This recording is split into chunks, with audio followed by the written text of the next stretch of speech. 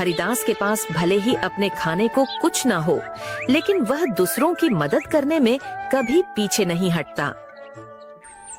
एक रोज सुबह सुबह हरिदास खाना बनाकर जैसे ही खाने बैठा, उसके दरवाजे पर एक बूढ़े बाबा का आगमन होता है। कुछ खाने को दे दो बेटा, कल से भूखा हूँ, कुछ खाया पिया ही नहीं है, अब तो चला भी नहीं जा रहा।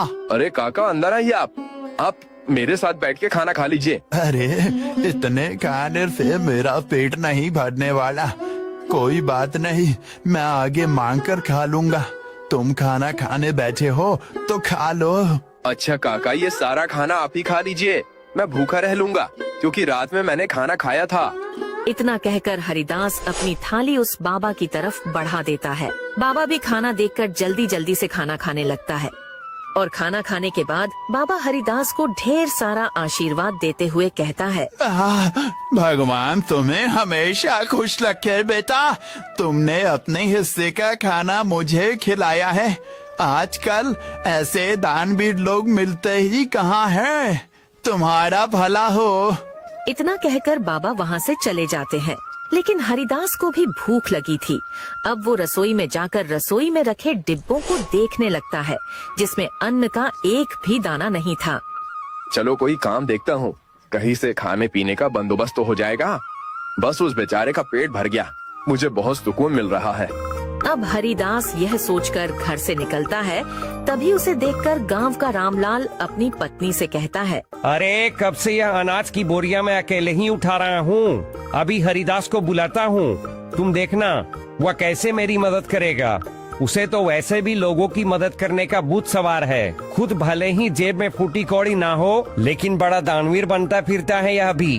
अब रामलाल हरिदास को आवाज लगाकर बुलाता है, अरे क्या हाल चाल है रामलाल भाई, सब ठीक तो है ना? या अनाज की बोरियां खेतों से ला रहे हो क्या? अरे हाँ, खेतों से अभी 10 बोरियां और लानी है, लेकिन मैं बहुत ज्यादा थक गया हूँ। तुम थोड़ा हाथ बटा देते तो मेरा काम जल्दी हो जाता।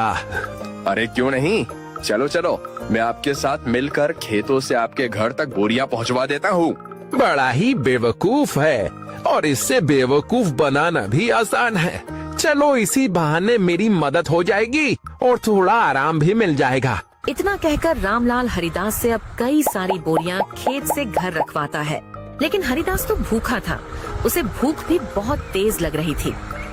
अब बोरियां रखने के बाद रामलाल हरिदास से कहता है, बहुत बहुत शुक्रिया भाई, अगर तुम न होते ना तो मुझे ये बोरियां ढोते ढोते रात हो जाती। कई घंटे बोरियां ढोने के बाद हरिदास थक जाता है और वह हरिलाल के दुकान से उधार राशन लेकर खाना बनाकर खाता है। अगली सुबह उसके दरवाजे पर किसी की रोने की आवाज आ रही होती है। हरिदास नींद में होता है और जब दरवाजा खोलकर देखता है, उसका पड़ोसी कुलदीप अपनी पत्नी को पीट रहा है। अरे अरे कुलदीप, तुम अपनी पत्नी को इस तरह क्यों मार रहे हो? अरे क्यों न मारू, मेरी पत्नी मेरी मर्जी। तू कौन होता है बीच में बोलने वाला? देख कुलदीप, ऐसे सुबह सुबह मारपीट करना सही बात नहीं है भाई। गांव के लोग इकट्ठा होकर देख रहे हैं सब, ये अच्छी बात है क्या? अरे भूषण बेटा, तू भी किसे समझा रहा है? इसे समझाना मतलब अपना सिर दीवार पर मारने वाली बात है। सरू सुबह सुबह चमेली से पैसे मांगने के लिए लड़ रहा होगा। दीनी को पैसे नहीं होंगे ना इसके पास। अरे बुढ़िया चुप कर, ज्यादा बोलने की जरूरत नहीं है। राम राम नाम, आजकल के बच्चों को तो अपने से बड़ों से बात करने की तमीज ही नहीं है। अरे मैं तो तेरी माँ की उम्र की हूँ और तू है कि मुझसे बदतमीजी से बात कर रहा है। लेकिन मैंने तो नहीं कहा आपको कि मेरे बीच में बोलने के लिए आए। इतना कहकर कुलदीप फिर से अपनी पत्नी को मारने लगता है, लेकिन यह सब हरिदास से देखा नहीं जाता और उसे एक जोरदार तमाचा लगाता है। यह देखकर गांव के सारे लोग खुश हो जाते हैं। बिल्कुल ठीक किया, ये इसी के लायक है। अरे अपनी पत्नी पर हाथ उठाता है और खुद को मर्द समझता है। हाँ? अरे भाई, आपने बिल्कुल सही किया, इसे तो मार मार कर गाँव से निकाल देना चाहिए। इसे तो मैं छोड़ूंगा नहीं। मुझे पैसे चाहिए। अगर मुझे शाम तक पैसा नहीं मिला ना तो इसे और भी पारूंगा। फिर देखता हूँ इसे कौन बचाने आता है। अबे ये ले पैसे और अब जा यहाँ से। और अगली बार अगर तूने अपनी पत्नी पर हाथ उठाया ना तो तुझे थाने में डलवा कर अच्छे से कुटाई करवाऊंगा तेरी, समझा? गांव के ढेर सारे लोग ये तमाशा देख रहे होते हैं। उनमें से एक औरत हरिदास से कहती है, आप सच में बहुत नेक दिल के हैं। हर किसी की मदद करते हैं, हर किसी का भला चाहते हैं। हम गांव वाले बस आपसे इतना चाहते हैं कि अगला हमारा सरपंच आप हो। अरे क्या बात कही है तूने। यह बात तो काफी समय से मैं दिल पे दबाए बैठी थी। अरे हाँ हाँ, बिल्कुल हरिदास भाई। गांव का सरपंच बनिए तो गांव में विकास होगा, तरक्की होगी। उस लल्लन सिंह के पास तो गांव के लोग जाने से भी डरते हैं, और रही उसे कुछ बताने की बात तो कोई भी उसके सामने मुंह नहीं खोल पाता। हरिदास हर किसी की हर तरह से मदद करता था, जिस वजह से गांव के लोग हरिदास को अपना अगला सरपंच बनाने का फैसला करते हैं। अब यह बात गांव के सरपंच ललन सिंह तक पहुंचती है। सरपंच ललन सिंह यह सुनकर तिल मिला उठता है। क्या इस हरिदास की इतनी हिम्मत? आने को लाले पड़े हैं, लेकिन सरपंच बनने का सपना देख रहा है। इसे तो मैं छोड़ूंगा नहीं। अरे हाँ मालिक, और तो और गांव वाले कह रहे हैं कि चाहे कुछ भी हो जाए सरपंच तो हरिदास ही बनेगा। अब आपको ही कुछ करना होगा, वरना हरिदास आपकी गद्दी लेकर ही मानेगा। सरपंच लल्लन सिंह अब सोच में पड़ जाता है कि वह ऐसा क्या करे जिससे उसके रास्ते का कांटा हरिदास हमेशा हमेशा के लिए गांव से चला जाए। अगले चुनाव में गांव के लोग हरिदास को गांव का सरपंच बना देते हैं। अब ऐसे ही कई दिन बीत जाते हैं और जब राशन देने की बारी आती है तो सरपंच बड़े ही चालाकी के साथ राशन में मिलावट करवा देता है, जो हरिदास को बिल्कुल भी पता नहीं चलता। अरे बेटा, तुझे सरपंच बनता हुआ देख बहुत खुशी हो रही है। अब कम से कम राशन अच्छा तो मिलेगा और समय पर भी। अरे हाँ हाँ, सब कुछ अच्छा ही होगा। आप लोगों ने इतना विश्वास करके मुझे इस गांव का कार्यभार संभालने का जिम्मा दिया है और इसे मैं अच्छे से निभा सकूं, बस यही दुआ करिएगा। अरे हाँ हाँ, अब गांव में विकास और तरक्की आने से कोई नहीं रोक सकता। गांव में राशन बांटने के बाद सभी खुश थे कि उन्हें पहली बार पूरा राशन मिला है, वरना सरपंच लल्लन सिंह तो आधे से ज्यादा राशन काट लिया करता है। पूरे काशीपुर गांव के लोगों को राशन मिल चुका था, लेकिन अगले ही दिन पूरे गांव में शोर मच जाता है कि उनके नए सरपंच हरिदास ने मिलावटी राशन दिया है, जिस कारण पूरे गांव में बीमारी फैल रही है। अब गांव वाले एक जगह इकट्ठा होकर हरिदास से सवाल करते हैं। हमने तुम पर विश्वास करके तुम्हें गांव का सरपंच बनाया और तुमने हमारे साथ ही विश्वासघात किया। हरिदास बेटा, मुझे तुझसे ये उम्मीद नहीं थी। अरे राशन में मिलावट करके क्या मिला तुम्हें? तुम तो गांव के लोगों का हमेशा से भला चाहते थे, तो भला फिर राशन में मिलावट क्यों किया? इतना मिलावट तो सरपंच जी भी नहीं करते थे। हमने तुम्हें सरपंच बनाकर गलत फैसला ले लिया है। बिल्कुल ठीक कह रही है कलावती काकी। अभी के अभी तुम इस गांव से निकल जाओ।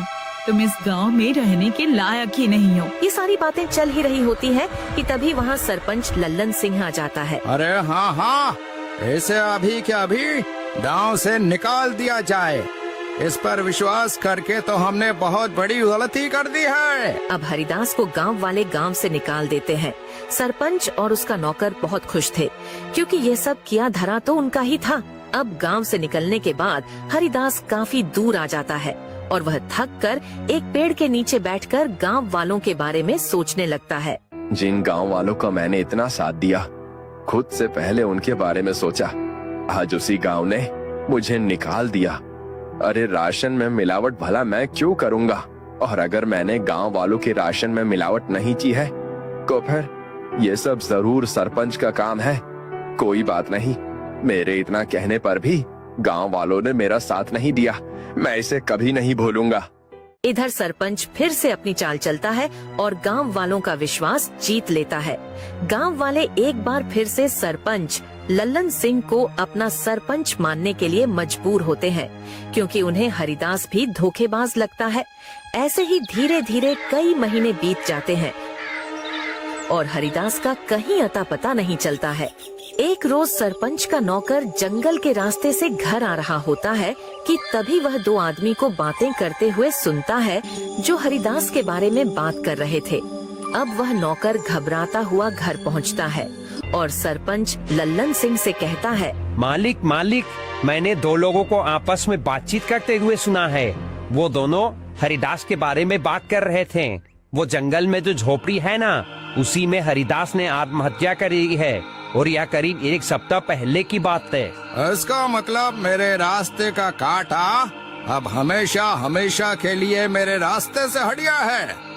चलो, अच्छा है। और तो और मालिक, ये बात तो गांव वाले भी जानते हैं। न जाने उन तक ये बात किसने पहुंचाई। हो सकता है उन्हीं लोगों ने पहुंचाई हो जो बातें कर रहे थे। अरे गांव वाले बहुत ही मतलबी हैं। हरिदास ने गांव वालों का कितना साथ दिया और गांव वाले भी यही कहेंगे कि हरिदास ने शर्म के मारे आत्महत्या कर ली। गांव वालों के साथ साथ सरपंच लल्लन सिंह को भी अब पूरा यकीन हो गया था कि हरिदास ने आत्महत्या कर ली है। लेकिन कुछ दिनों बाद हरिदास सरपंच लल्लन सिंह के दरवाजे पर पहुंचता है। शाम का समय था, चारों ओर अंधेरा छा रहा था। सरपंच लल्लन सिंह अपने नौकर को आवाज लगाकर कहता है, अरे सामने देख जरा, कोई खड़ा है क्या? मुझे तो ऐसा लग रहा है कि सामने हरिदास है, मतलब हरिदास का भूत। मालिक, ये हरिदास का भूत ही लगता है। ये आपसे बदला लेने आया है। मैं तो चला यहाँ से। मुझे भरी जवानी में नहीं मरना। मेरे चार बच्चे हैं और 2 बीवियां हैं। सरपंच लल्लन सिंह का नौकर इतना कहकर वहाँ से दुम दबाकर भाग निकलता है और हरिदास जैसे जैसे आगे बढ़ रहा था, सरपंच लल्लन सिंह पसीने से तरबदर था। वहीं रुक जा हरिदास का भूत, तुझे क्या चाहिए? मैं तुझे सब कुछ देने के लिए तैयार हूँ, अपना घर, जमीन, पैसा, लेकिन मुझे मारना मत। मैं तुम्हें नहीं छोड़ूंगा। तुमने मुझे बदनाम किया है। अब तुम ही ये सच गांव वालों के सामने बोलोगे, वरना मैं तुम्हें मार डालूंगा।